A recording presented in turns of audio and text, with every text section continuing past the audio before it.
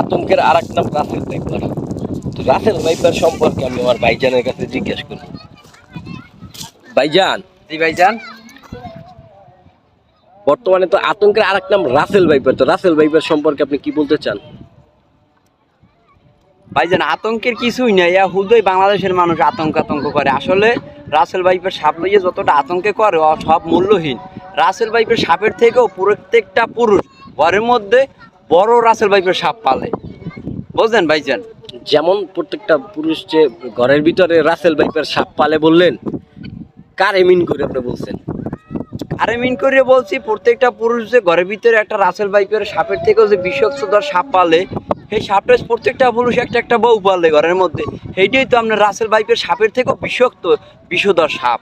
ঠিক আছে, ওর থেকে যে বিষধর সাপ মনে হয় যে আপনার পৃথিবীর ভিতরে যে অ্যামাজন যে জঙ্গল, ওর মধ্যেও নাই যে